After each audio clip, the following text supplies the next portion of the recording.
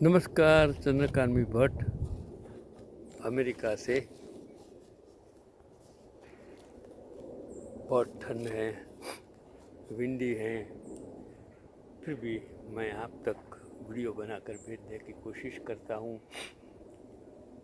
क्षमा करना, कभी कभी किसी को अच्छा लगे, किसी को अच्छा नहीं भी लगेगा।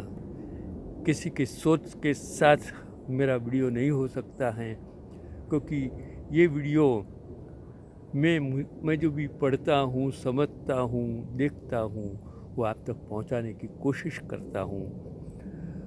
आप पर लादने की कभी मैं कोशिश नहीं करता, क्योंकि हर दौर बदलता रहता है। मैं जो था उस समय, जो था रामायण महाभारत के वक्त जो था, वो आज नहीं है और आने वाले कल भी नहीं होगा। आने वाला कल क्या होगा हमें पता नहीं, मुझे पता नहीं। मैं जो आज वीडियो बना रहा हूँ, शायद 15 साल पहले ये नहीं बना सकता हूँ। जो आज वीडियो बनाकर आप पर भेज सकता हूँ, वो 15-20 साल तक नहीं कर सकता था।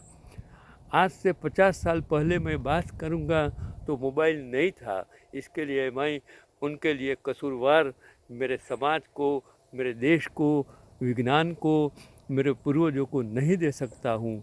इसलिए कभी अपने माँ बाप को गाली मत दो। आपके माँ बाप आपकी परिस्थिति, आपके संजोग के लिए जिम्मेदार नहीं हैं। वो सोच समझ कर आपको जीना चाहिए।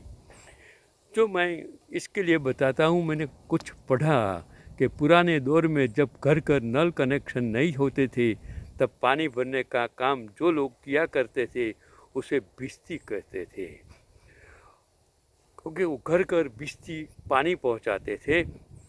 तो आदमी के कंधे पर बोरी जैसा जो दिखाई देता है, मतलब जो बोरी जैसी चीज़, उसका नाम मश्क था। वो चमड़े की बनी होती थी और भिश्ती में इसमें ही पानी भर कर लोगों को पानी पिलाया करते थे। तो मैंने उस ज़माने की बात की कि किस तरह पानी घर घर पहुंचाया जाता था। दूसरा, मैंने पढ़ा कि एक भाई ने जो आर्टिकल्स लिखा था, मैंने सोचा कि लोगों को मिस वर्ल्ड और मिस यूनिवर्स के बीच सबसे बड़ा अंतर ये है कि ये दोनों ब्यूटी कॉन्टेस्ट हैं और ऑर्गेनाइज़र दो अलग अलग देशों के हैं। मिस वर्ल्ड का संचालन यूनाइटेड किंगडम के ऑर्गेनाइज़र द्वारा किया जाता है, जबकि मिस यूनिवर्स का संचालन अमेरिकन ऑर्गेनाइज़र द्वारा किया जाता है। इन दोनों ब्यूटी कॉन्टेस्ट में मिस वर्ल्ड सबसे पुराना इंटरनेशनल सौंदर्य प्रतियोगिता है, जिसे 1951 में यूनाइटेड किंगडम में आयोजित किया गया था। वही मिस यूनिवर्स को 1952 में यूनाइटेड स्टेट्स में आयोजित किया गया था। ये दो चीज़ मैंने पढ़ी, मैंने सोचा कि आप तक पहुंचाऊं। अभी आगे की बात करता हूँ कि मैंने एक बहुत सब कुछ पढ़कर कलेक्शन किया, क्योंकि मैंने सोचा कि ये जो दुनिया में आजकल आपके सामने जो दिखाई देता है, वो पुराने ज़माने में किस तरह कैसे बनाया, जो आप किसी को मालूम नहीं है। कि पुराना लंदन ब्रिज, जिसे 1209 में बनाया गया था और मध्यकालीन इंजीनियरिंग का एक चमत्कार था। यह पत्थर का पुल, जिसके किनारों पर घर और दुकानें बनी हुई थी, केवल टेम्स नदी के दोनों किनारों को जोड़ता ही नहीं था, बल्कि यह वाणिज्य और सामाजिक जीवन का एक जीवंत केंद्र भी था। सदियों के दौरान इसने आग और पुनर्निर्माणों का सामना किया और यह पुल लचीलापन और शहरी गतिविधि का प्रतीक बन गया। इसके विपरीत आज का लंदन ब्रिज, जिसे 1973 में खोला गया और अधिक आधुनिकता और दक्षता का प्रतीक है। कंक्रीट और स्टील से निर्मित यह पुल समकालीन लंदन में वाहनों और पैदल यात्रियों के आवागमन के लिए एक उपयोगी संरचना है। अपने पूर्ववर्ती के विपरीत उसमें इसमें इमारतें नहीं हैं जो शहरी परिवहन का कार्यक्षमता और प्रवाह पर केंद्रित सोच को दर्शाता है। यह परिवर्तन दिखाता है कि लंदन कैसे एक मध्यकालीन शहर से एक आधुनिक और गतिशील महानगर में विकसित हुआ है।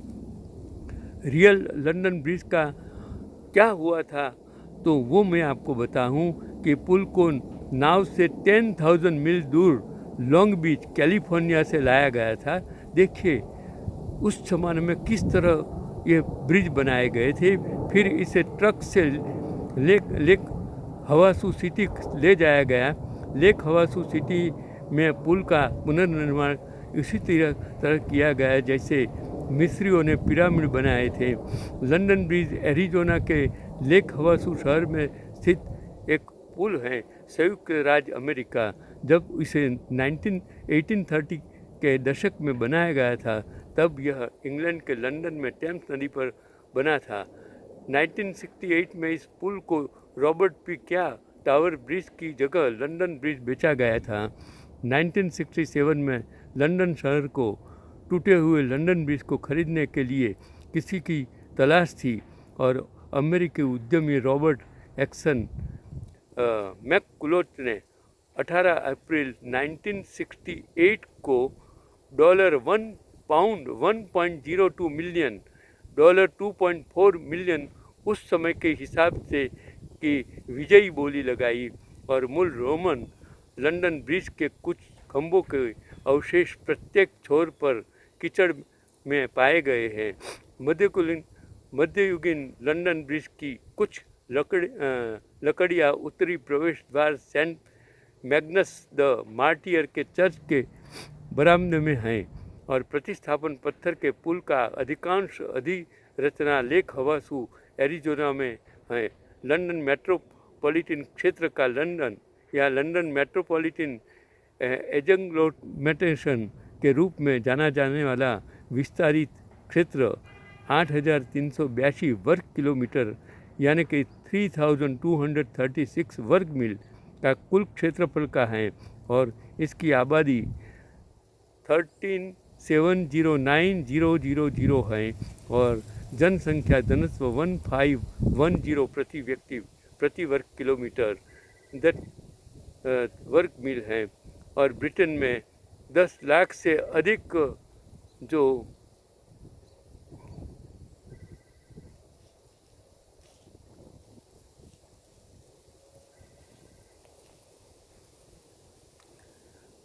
जो अधिक हिंदू हैं और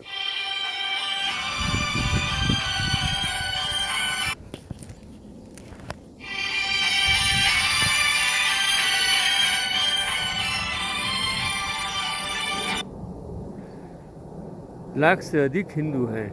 2021 की जनगणना के अनुसार इंग्लैंड और वेल्स में हिंदुओं की संख्या 1032775 हैं। यह कुल जनसंख्या का 1.7% है। जैसे 1961 में 0.06%, 1971 में 0.28%, 1981 में 0.56%, 2001 में 1.06% और 2011 में इंग्लैंड और वेल्स में 1.46% हिंदू रहते थे। आपको ये जानकर हैरानी होगी कि इंग्लैंड में ईसाई धर्म 59% और इस्लाम 5% के बाद हिंदू के लोग सबसे ज़्यादा रहते हैं।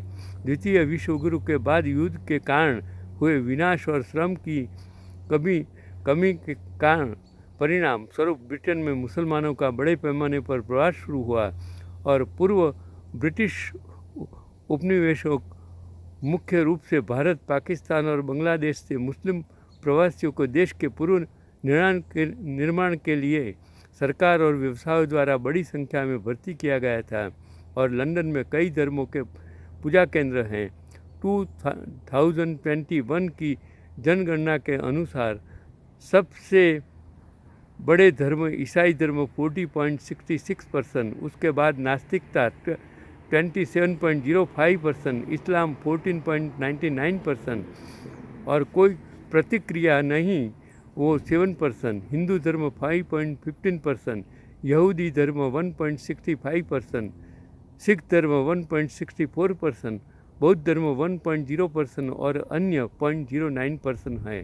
अनुमान है कि यूके में लगभग 2000 मस्जिदें और इस्लामी प्रार्थना कक्ष हैं जो 4.1 मिलियन मुसलमानों या यूके की 6.3% आबादी की सेवा करते हैं। 2016 तक इनमें से लगभग 1500 मस्जिदें लंदन में स्थित है। तो मैंने आपको ये लंदन की कहानी सुनाई कि आज का आधुनिक लंदन में सभी प्रकार के लोग, सभी धर्म के लोग आज भी रहते हैं और वो लंदन ब्रिज जो आज का है किस तरह बना, कैसे बना, कितने पैसे में बना, वो आपको समझने की ज़रूरत है। यही तो विकास की गाथा है। जो ब्रिटेन, जो लंदन दुनिया में देशों के, कितने दुनिया के देशों को गुलाम बनाया, वो ब्रिटिश हुकूमत आज कहाँ से कहाँ पहुँच गई। इसलिए मैं कहता हूँ कि सत्ता सब कुछ नहीं है।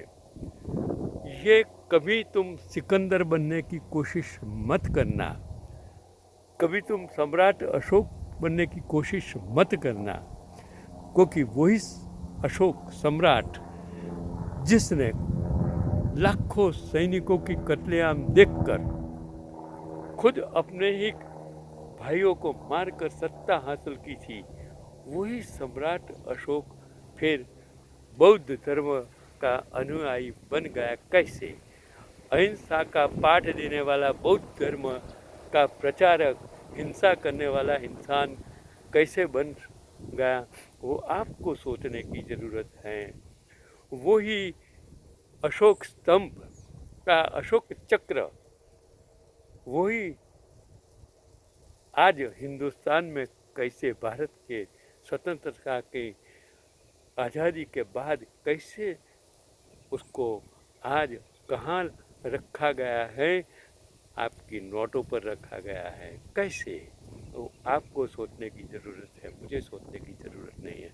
मिलते हैं, चलो आपका